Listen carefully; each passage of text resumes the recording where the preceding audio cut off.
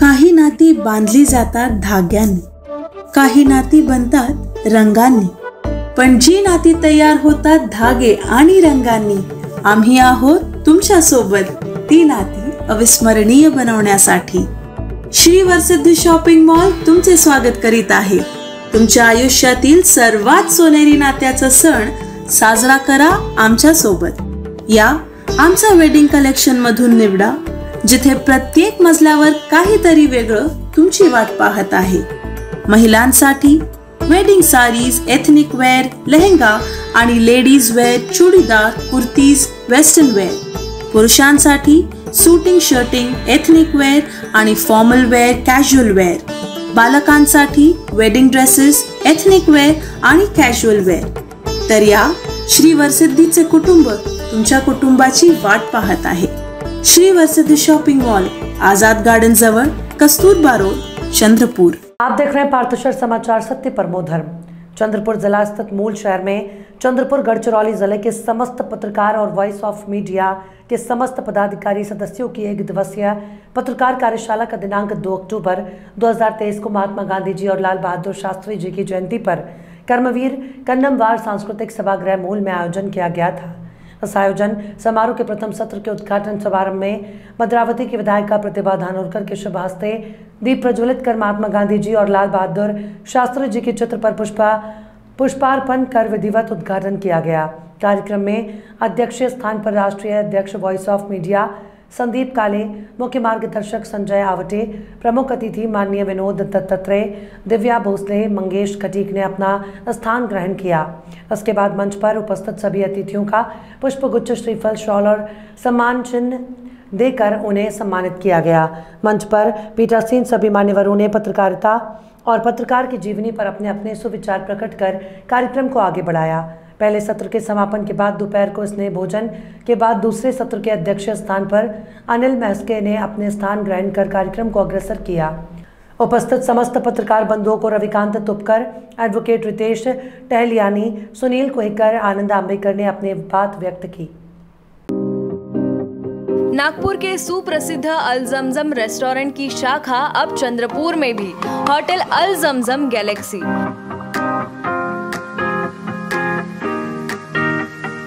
Veg, nonveg और Chinese खाने के लिए आलीशान फैमिली रेस्टोरेंट, साथ ही अल जमजम सेलिब्रेशन लॉन। शादी, पार्टी, बर्थडे और किसी भी मीटिंग या समारोह के लिए सर्वोत्तम स्वाद और सेवा की गारंटी।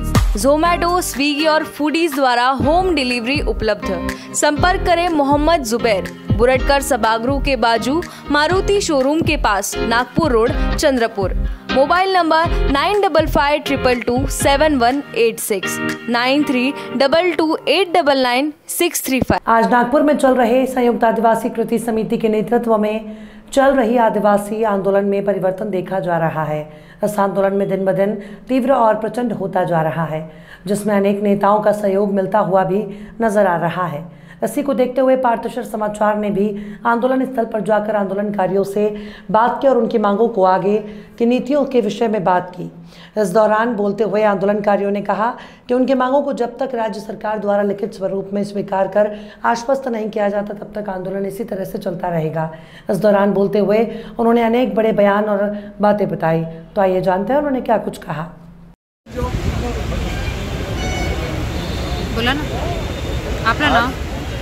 आदिवासी समितीच्या माध्यमातून 7 दिवस झालं नागपूर येथे संविधान चौकामध्ये हे आंदोलन सुरू आहे की धनगरांना आदिवासी आरक्षण देऊ नये आणि इतर समस्यांसंदर्भामध्ये।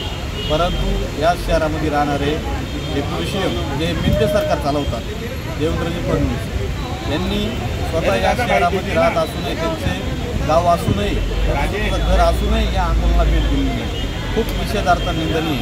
परंतु त्यांनी आदिवासी समाजाचे आदी विकास मंत्री आदरणीय डॉक्टर विजयकुमार गावित साहेबांनी यांना पाठवून एक गाजर दिलं आदिवासींना की जा तुम्ही आदिवासींचं कसं मोडून काय ते आंदोलन स्थगित करा। परंतु माझा या गोष्टीवर विश्वास नाही।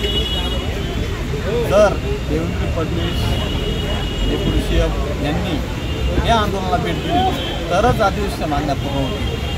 आणि जर देवेंद्र फडणवीस एपीसीएम हे जर आदिवासींपासून पळ काढत असाल तर आदिवासी समाजाला माफ करणार नाही आदिवासीपासून का पळतात तुम्ही? माझा सवाल आहे तुम्हाला, या आदिवासीच्या जवळ आहे, आदिवासी समस्या समजून घ्या, आदिवासी समस्या सोडवा. तर तुम्हाला धनगरांच्या इतर समाजाच्या आंदोलनात जायला वेळ आहे, त्यांना त्यांच्या समस्या सोडवण्यासाठी वेळ आहे. पण देवेंद्रजी वेळ आणि काळ त्यामुळे तुम्ही धनगरांना जे 50 दिवसाचं जे अल्टिमेट दिलेलं आहे ते आदिवासींचं आरक्षण तुम्हाला लागू करू. आमच्या ताटातलं कोणाला हिसकू देणार नाही, देऊ देणार नाही. जर तुम्हाला आदिवासी भागामध्ये तुमच्या मंत्र्यांना संकलन जायचं असेल तर आदिवासी शिष्टमंडळाला वेळ देऊन आंदोलनाची दखल घेऊन त्याच्या समस्या सोडवून द्यावा. अन्यथा तुमच्या एकही आदिवासी भागामध्ये BJPच्या केंद्र सरकारच्या मंत्र्या संत्र्याला पुढाऱ्याला फिरू दिलं जाणार नाही येणाऱ्या काळामध्ये. आणि आदिवासी भागातलं जे पाणी मुंबईला जाणार नाही, इगतपुरी ठाणे जिल्ह्यातील, पालघर जिल्ह्यातील, मराठवाड्याला येणार पाणी, ते पाणी आम्ही अडवल्याशिवाय राहणार नाही. त्यामुळे आम्हाला कायदा हातात घ्यायला लावू नका. त्यामुळे देवेंद्रजी तुम्ही या आंदोलनाची दखल घ्यावी, अन्यथा हे आंदोलनाचे तीव्र पडसाद उमटणार. भाई बहनों को तो यहाँ पर हम लोग जो समिति में बैठे हैं तो ये हमारा एक ही मांग है शासन से कि हमारा आंदोलन तभी खत्म होगा जब तक आप हमें लिखित में देना चाहोगे, क्योंकि हमारा जो समाज है और समुदाय वो हमारे लिए ना केवल समाज और समुदाय है, ताकि हमारे माँ और बाप है, और हमारे घर से कोई माँ और बाप लेकर छीन कर भगेगा तो मैं भी आदिवासी शेरनी हूँ, मैं दम रखती हूँ कि उनको फाड़ के रख दूंगी.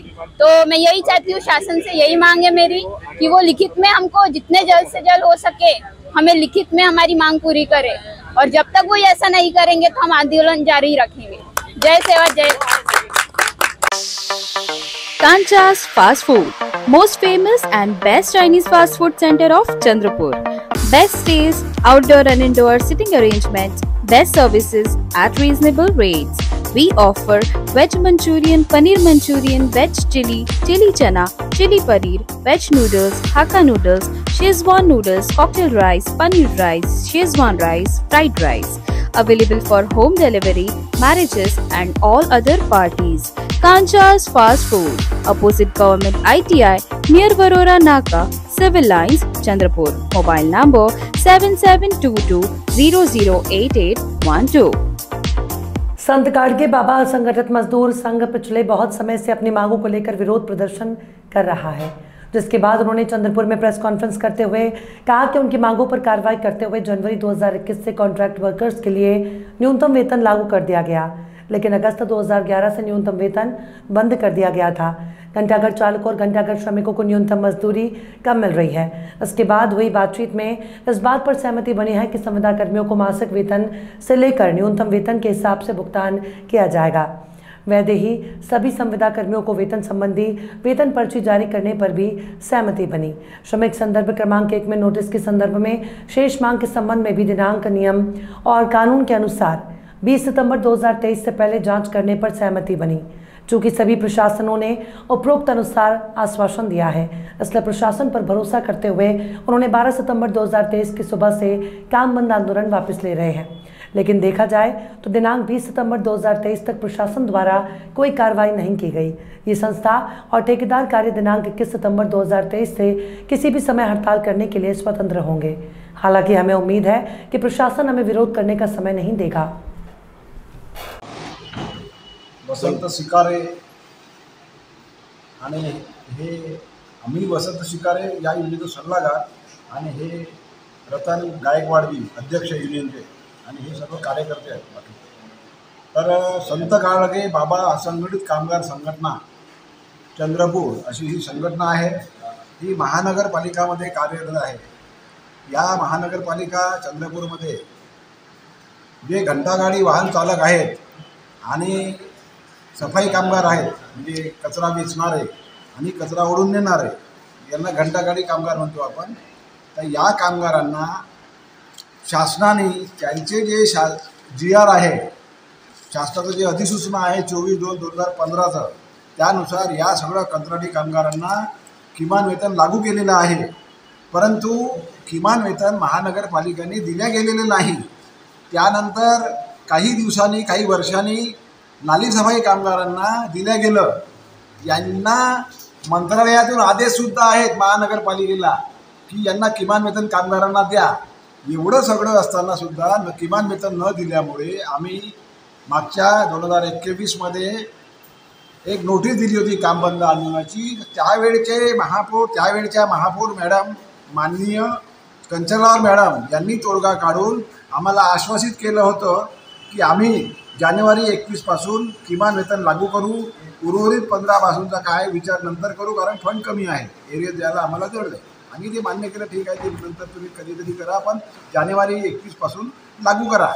त्यांनी ठरल्याप्रमाणे जानेवारी 21पासून लागू केलं. किमान वेतन कामगारांना मिळत होतं जुलै 22पर्यंत, परंतु ऑगस्ट 22ला अचानक यांनी किमान वेतन देणं कामगारांना बंद केलं. का बंद केलं त्याचं कारण काहीच नाही. आम्ही त्यांना भेटलो, ते म्हणतात ठेकेदारांना भेटा. ठेकेदार म्हणतो माननीय आयुक्त साहेबांना भेटा. आयुक्त साहेब म्हणतात तुम्ही ठेकेदारांना भेटा. हे असं लावलेलं होतं फुटबॉलचा खेळ. तर हा खेळ कागदावर घ्यावा म्हणून आम्ही यांना भेटलो, पत्रव्यवहार झाला, पण काही त्याचं झालं नाही. मग शेवटी आम्ही या 25/8/2023च्या नोटीसनुसार काम बंद आंदोलनाची नोटीस दिली 12/9/2023पासून. 1/9/2023ला महानगरपालिका चंद्रपूर कार्यालयासमोर धरणा कार्यक्रम घेतला होता सायंकाळी 4 वाजता. तरी पण मॅनेजमेंटला जाग आली नाही. 12/9/2023चा काम बंद आंदोलन रोखावा म्हणून 11/9ला आम्हाला बोलवलं. माननीय उपायुक्त आयुक्त साहेब यांनी त्यांच्या दालनामध्ये आमची बैठक झाली. मी पण त्या बैठकीत होतो, आमचे अध्यक्ष होते, आणखी कार्यकर्ते होते. त्यांनी प्रॉमिस केलं होतं की त्यांनी मान्य केलं 11/9ला की किमान वेतन एकदा लागू झाल्यानंतर बंद कसं झालं मलाही समजत नाही. तर तुम्ही त्यांना काही डिटेल्स द्या. आम्ही त्यांना डिटेल्स दिले, पगारपत्रिका दिल्या काही नमुना म्हणून. तरी पण त्यांनी 20/9पर्यंत काहीच कारवाई केली नाही. आणि 20/9ला ते म्हणतात की तुम्ही सर्व कामगाराच्या पेस्लिप जमा करा. काही कामगारांना पेस्लिपच मिळालेला नाही आहे. मग ते कुठून देणार? म्हणजे हे टळवाटळीचा उद्देश दिसतो. म्हणून आम्ही पुन्हा दुसरी एक नोटीसनुसार 6/10/2023पासून आता पुन्हा त्यांना नोटीस दिली आम्ही 15 दिवसाच्या आधी की 6/2/2023पासून काम बंद आंदोलन आम्ही पुन्हा हे करणार आहोत. आणि ते आम्ही करणार आहोत. पण आजपर्यंतही या महानगरपालिकेकडून चर्चेला पत्र आलं नाही किंवा आमच्या नोटीसला साधं उत्तरसुद्धा दिलं नाही. किमान वेतनाबद्दल ते बोलायला तयार नाही. यामध्ये आम्हाला असं म्हणायचं आहे की तुम्ही ठेकेदाराशी कंत्राट करताना तुम्ही ठेकेदाराला बाध्य करता तुमच्या कॉन्ट्रॅक्टमध्ये की कर्मचाऱ्यांना, कंत्राटी कामगारांना किमान वेतन देणे आवश्यक आहे. किमान वेतन देणे आवश्यक आहे. किमान वेतनाचे रेट हे सगळे गृहीत धरून कंत्राटदार आपले रेट जाहीर करतो. त्या रेटनुसार कार्य करते. शहराचं सगळं साफसफाई होते त्या रेटमध्ये. मग हे किमान वेतन जे देत नाही, मग हा पैसा जातो कुठून? याचा उलगडा कुठं होतो? तुम्ही जर एकाला किमान वेतन देणं म्हणजे मान्य करता, कंत्राटदार मान्य करतो, सगळे मान्य करते, शासन मान्य करते, आणि शासनाच्या आधारे पायमल्ली करून तुम्हाला किमान वेतन तुम्ही कमी करता. हा एक प्रकारचा अन्याय तर नाही, हा गंभीर गुन्हा आहे. यांच्यावर पोलीस ॲक्शन व्हायला पाहिजे. मी तेव्हा गुन्हा आहे हा. कर्मचाऱ्याच्या पोटावर काय म्हणजे मारणे हा गुन्हा आहे. आणि जर समजा हे 6/10/2023च्या आत यांना जे ऑगस्ट 22पासून किमान वेतन कमी केलेलं आहे त्याचं एरियस कामगारांना 6/10च्या आत जर जमा झालं नाही पगारात त्यांच्या खात्यात, हे 6/10/2023चे आंदोलन आमचं पक्का झालेलं आहे. आम्ही मिटिंगमध्ये ठरवलेलं आहे की 6/10/2023पासून हे काम बंद आंदोलन या शहरात होणार. आणि जे काही नागरिकांना असुविधा होईल त्याबद्दल आम्ही त्यांची दिलगिरी व्यक्त करतो. कारण आम्ही नाईलाज केलेलं आहे. पत्र्यावर